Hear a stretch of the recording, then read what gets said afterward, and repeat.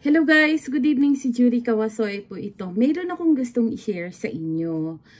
Siguro maraming sa atin ang hindi nakakaalam nito. Itong hagaki na ito o itong postcard na to pag dumadating ay kinakabahan na. Okay guys, huwag kayong kabahan pag tumanggap kayo ng postcard na ito o ng hagaki na ito. Hindi po ito bayarin. Okay? Ang hagaki na ito ay nagmumula sa pension office. Okay, ano ang ibig sabihin ng postcard na to? Ito po ay yung report ng ating pension contribution. Okay, dito po nakalagay, ito yung pension contribution report natin. Nakalagay dito yung total contribution natin. Ano? So, pag binuksan nyo yan, dito bubuksan natin yan, tapos dito bubuksan din natin yan.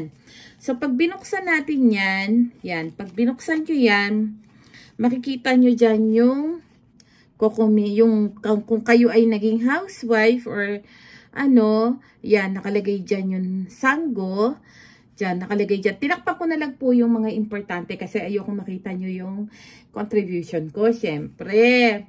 So, dito nakalagay yan, yung kokumin, tapos, dito naman yung kosei, tapos yung total niya, A plus B plus C, tapos dito na yung total.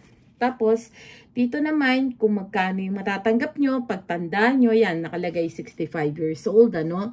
Makikita nyo, kung magkano yung matatanggap pag 65 years old, yan, nakalagay yan dyan, no? So, makikita nyo dyan, puro zero, tapos puro asterisk na lang. Tapos, dito naman, sa pinakaibaba, yung ukyak sama access key. Yung customer's access key. Yan, ho, no? Tapos, bilingin natin. Ito naman kabila, ang buksan natin. Makikita nyo dyan, yung part na pag tatanggapin natin dito. Ano ba yung dito? Dito yung pagtatanggapin mo, pag 65 years old ka, dito yung 70 years old ka, dito yung 75 years old ka. Tingnan nyo, meron din akong mga medyo or exempted payment exemption. Kasi nag-apply din po ako dahil nawalan din po ako ng trabaho ng time na yan. Naka-indicate po dyan kung mga anong-anong buwan yan. Pagkatapos, dito naman, kung magkano yung payment ko sa Kokumin nung time na yon. Naka-indicate din po dyan kung magkano yung buwan-buwan ko sa Kokumin pala. Kokumin sorry. Pagkatapos dito, yung total nung supposedly matatanggap ko, no? Hindi ko napapakita sa inyo. Okay, so ito po yung nilalaman ng ating Kokumin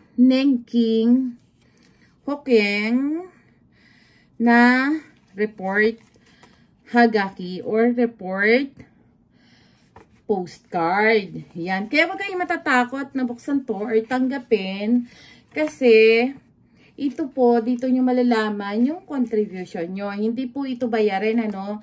So guys, ito po yung simple na explanation ko sa mga postcard na ganito na dumadating sa inyo. Huwag ko kayo matatakot.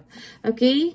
Tingnan nyo lang po. Diyan yung malalaman yan. Sa damakmak na pera yung nakasulat. Ano ba yan? Babayaran ko ba yan? Ganyan ganito. Hindi po. Wala ko kayong babayaran sa nakasulat dito. Kung sakasakali, kung kayo naman po ay walang utang sa pension office. Okay po?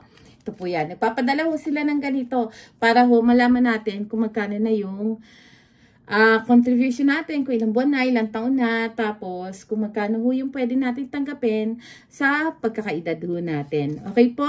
So, sana ho may natutunan kayo sa vlog ko ngayong gabi. Sa mga gusto hong humingi ng payo, PM nyo lang ho ako sa Facebook account ko, Jury Kawasoy po.